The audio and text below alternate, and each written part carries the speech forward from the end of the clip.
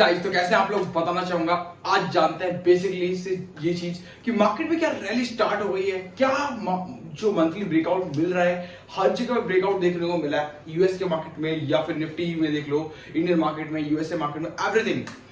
Dose coins में, Dodge में देखो, एंड साथ ही साथ नेस्डेक में देखो, निफ्टी में देखो, सेंसेक्स में देखो, बैंक निफ्टी में देखो, एवरी जगह पे ना आपको monthly breakout, weekly breakout and day by day breakout, everything आपको देखने को मिला। तो ऐसा क्या हो रहा है, क्यों पब्लिक का शोर मचा रही है कि निफ्टी बुल बैक करेगा एंड मार्केट ऊपर जाएगी? क्या निफ्टी प्राइस रिटेस्ट कर रहा है? निफ्टी को लग रहा है ऐसा कि निफ्टी ऐसा शो करने को कर रहा है कि मार्केट में प्राइस रिटेस्टिंग है, उसके बाद मार्केट डीप जाएगा? क्या यूएस फेड की रिपोर्ट में ऐसा कुछ था जो कि अलग था और जो अभी तक नहीं हुआ? ऐसा क्या था? सब कुछ जानेंगे डिटेल्स बाय डिटेल्स।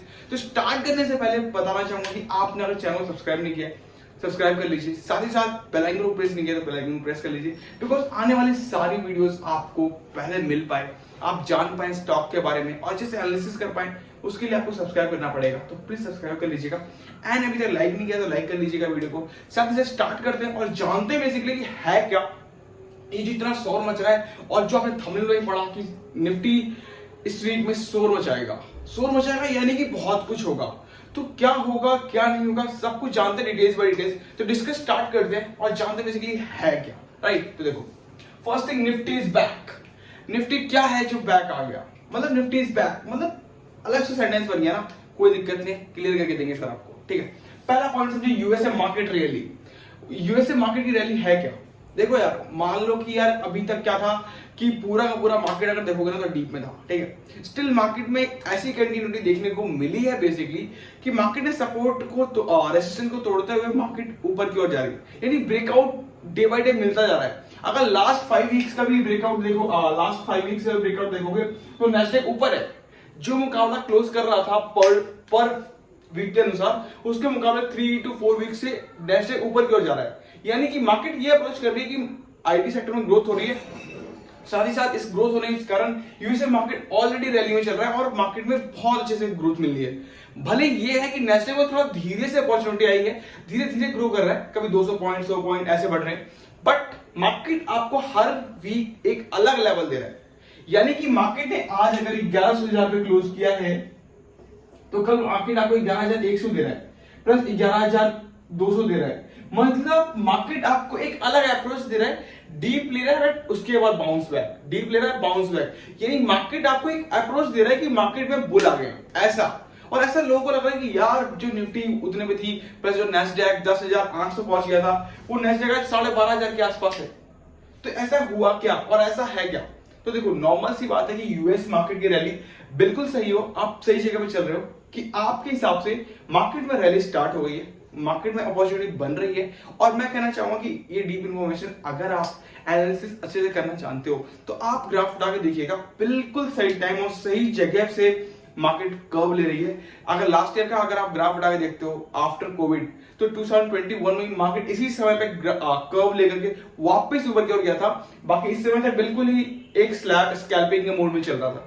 राइट, तो स्टिल स्कैल्पिंग मोड को हटाते हुए मार्केट ऊपर की ओर जा रहा है, तो धीरे धीरे एक वर्डिंग पे जा रहा है। मतलब कि स्टिल वही टाइम अगर आप देखोगे उठा करके, तो जो नेक्स्ट ईयर था उसके हिसाब से सेम ग्राफ बन रहा है, जो कि ऐसे के ऐसे जा रहा है वापस उसी तरीके से। यानी जिस समय पे मार्केट 18,600 के लिए गई थी, वो टाइम आने वाला है, यानी अक्टूबर से नवंबर के बीच में, 24 अक्टूबर या फिर ऑलमोस्ट 1 नवंबर समथिंग मार्केट 18,600 के आसपास थी।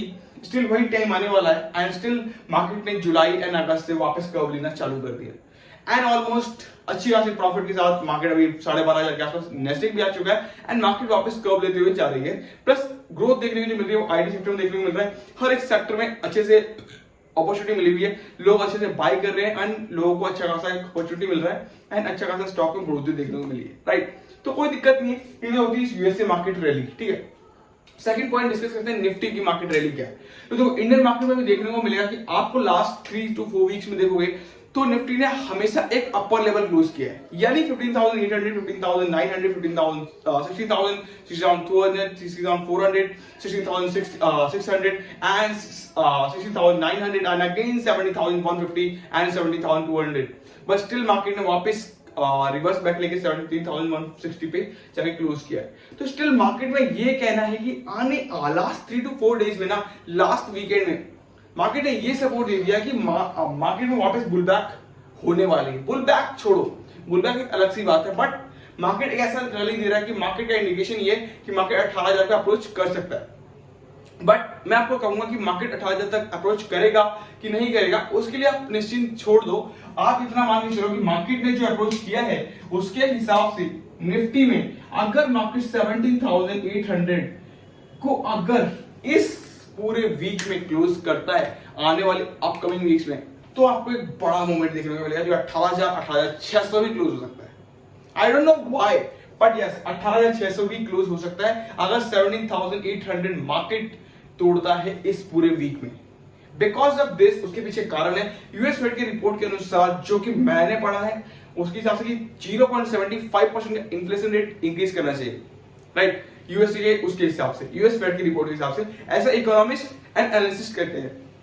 इन दोनों की रिपोर्ट के अनुसार 0.75% का इन्फ्लेशन रेट इंक्रीज होना चाहिए था, बट स्टिल मार्केट ने इंक्रीज कोई रिपोर्ट नहीं करी है, मतलब कोई भी बढ़ोतरी नहीं हुई है इन्फ्लेशन रेट में, तो इसलिए मार्केट ऊपर जा रहा होगा। ऐसा हो सकता है, इसका कोई भी रिस्पॉन्सिबिलिटी नहीं मिली है मार्केट से, कोई भी ऐसा कोई खबर नहीं है कि मार्केट इन्फ्लेशन रेट नहीं बढ़ा इसलिए हुई है। बट यस, अगर इन्फ्लेशन रेट नहीं बढ़ा है तो मार्केट इसीलिए ऊपर जा रही है, ये तो डेफिनेटली है। बट हो सकता है कि मार्केट में अगस्त के मिड में अगर यूएस फेड कोई भी रिपोर्ट लेकर के आती है और 0.75% का अगर उन्होंने अपना इन्फ्लेशन रेट इंक्रीज किया, तो डेफिनेटली हो सकता है मार्केट एक बार डिप भी जाए। तो आप भी कॉन्सेंट्रेट होकर के फोकस करके चलेंगे कि आपको करना क्या है, बिकॉज डिसीजन आपके बोथ ऑफ साइड से, नीचे एंड ऊपर।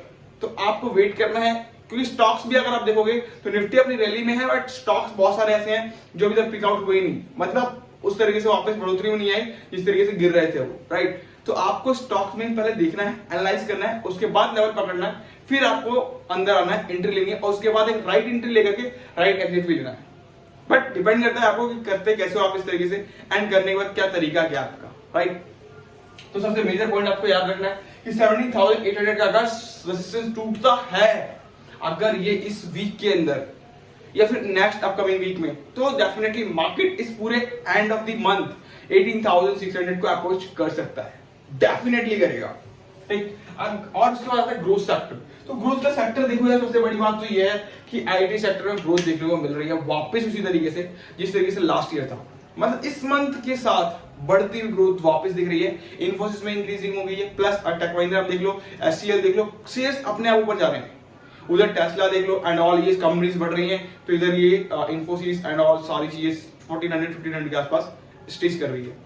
तो ये है कि मार्केट में आईटी सेक्टर में ग्रोथ आ गया है, बट मे बी अगर मार्केट की तरफ से ये कोई अपॉर्चुनिटी आती है कि 0.75 का 5% अगर मार्केट में इन्फ्लेशन रेट इंक्रीज हुआ यूएस फेड की रिपोर्ट के अनुसार से, तो डेफिनेटली आप कुछ अलग देखने को मिलेगा।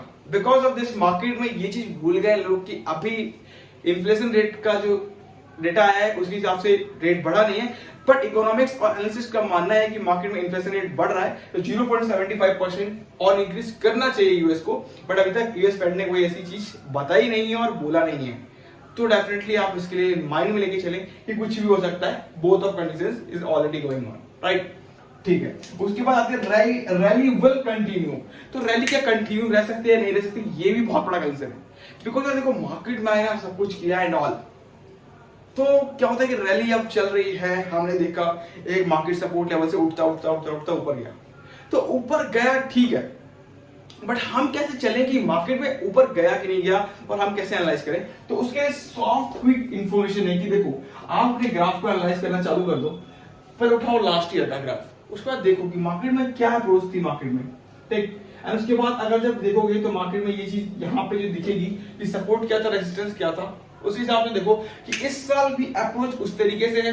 उसके बाद जो मान के चल रहे हैं हम, क्या वही अप्रोच हो रही है नहीं, इसके ऊपर प्लस आप लेवल टू लेवल चलिए। रैली की दिक्कत मत करिए कि रैली चल रही है तो ऊपर भाग रहे हैं, सर आप बुल के साथ नहीं भाग सकते और ना ही आप बेयर के साथ भाग सकते, आप सिर्फ अपने लेवल के साथ चल सकते हो। बिकॉज उसके पीछे कारण है कि आप बुल के साथ जाओगे तो भी आप पिटोगे और बेयर के साथ आओगे तभी पिटोगे, बिकॉज लूज होना आपका ही पैसा है, चाहे इधर हो चाहे इधर हो, जाना वैसा आपका ही है। और अगर आपने इन दोनों में डिसीजन सही ले लिया, स्टेप सही लिए, तो यहां भी प्रॉफिट आपका है और ऊपर भी प्रॉफिट आपका है, नीचे भी और ऊपर भी। डिपेंड्स आपको करता है कि आप किस तरीके से कौन सी अप्रोच लेते हो और किस तरीके से मार्केट को एनालाइज करते हुए नेक्स्ट लेवल तक लेके जाते हो, राइट। तो इस सिचुएशन आपके ऊपर है। Side by side bull is back. तो देखिए यार, बुल आए बेयर आए, मैंने बहुत बार बोला है, कोई टेंशन नहीं है। आप इतना टेंशन ले ही मत करिए कि आपको बुल आ गए तो हमको क्या करना है, बेयर आ गया तो क्या करना है, नहीं। हमें सिर्फ इतना याद रखना है कि अगर हम इंटरडे ट्रेडर है तो हम उस तरीके से बिहेव करेंगे, अगर हम लॉन्ग इन्वेस्टर ट्रेडर है तो उस तरीके से बिहेव करेंगे। मार्केट में क्या राइट एंट्री है, कौन सा अंडर वैल्यू स्टॉक है, कौन सा स्टॉक को हम किस तरीके से पिक कर सकते हैं, सारी चीजें बना के रख दी है यार। P value, PV value, dividend, तुम्हारा आरओई, तो आरओई हो गया, एनपीए हो गया एंड ऑल, सब कुछ बैंकिंग सेक्टर से लेकर के आईटी सेक्टर तक, आईटी सेक्टर से लेकर के सब कुछ मेरे यूट्यूब चैनल पर मिल जाएगा। मैं आपको लिंक दूंगा प्लेलिस्ट का, आप वहां जाकर चेकआउट कर सकते हो।